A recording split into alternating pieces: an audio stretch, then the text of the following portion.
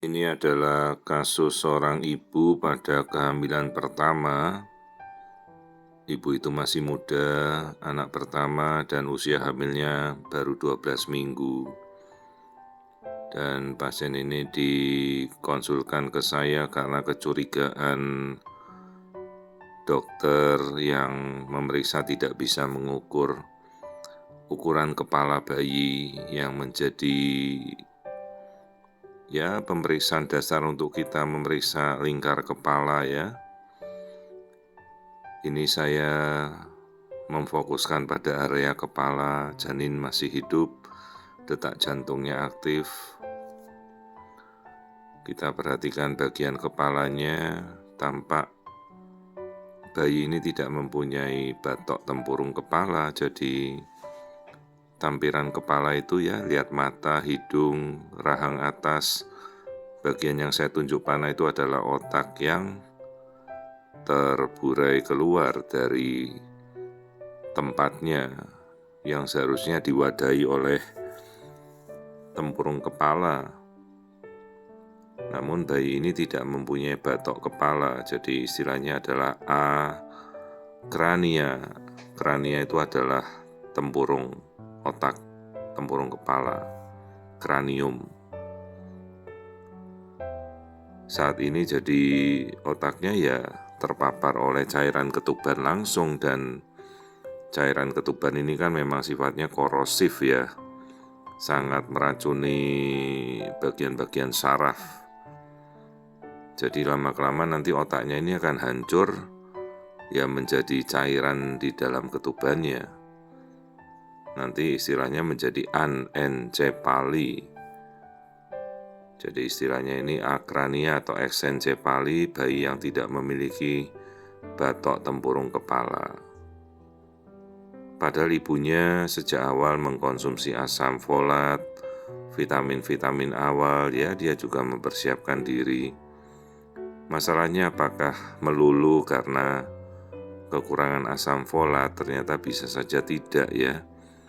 Faktor-faktor infeksi seperti toksoplasmosis, infeksi virus itu bisa berakibat kegagalan tempurung kepala terbentuk sejak masa embrio. Ini bayinya laki-laki, padahal ini baru anak pertama, ibunya masih muda ya.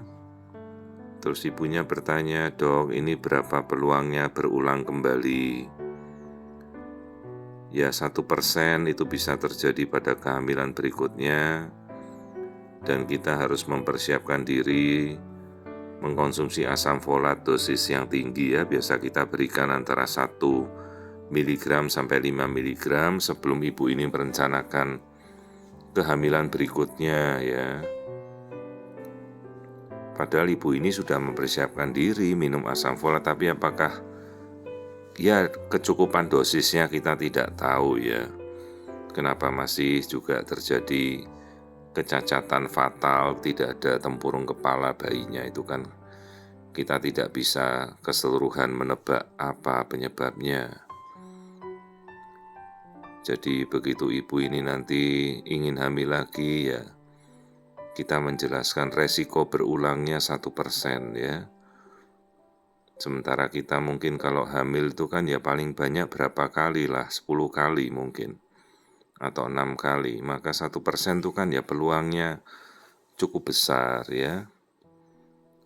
Lain lagi misalnya paparan bahan-bahan kimia yang kita tidak tahu ya, mutasi genetika, mungkin radioaktif ya, bahan-bahan polutan, polusi itu bisa saja menyebabkan kondisi cacat pada embrio pada masa pembentukannya. Itu banyak sekali yang kita tidak tahu.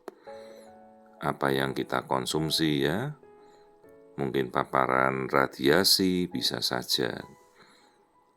Yang jelas ini kasusnya akrania, bayi yang tidak mempunyai batok tempurung kepala, dan ini kasus yang sangat-sangat fatal ya, tidak bisa kita perbaiki. Dan ini juga kasus yang tidak memungkinkan untuk bisa hidup ya. Setelah kita edukasi kita biarkan orang tuanya memutuskan.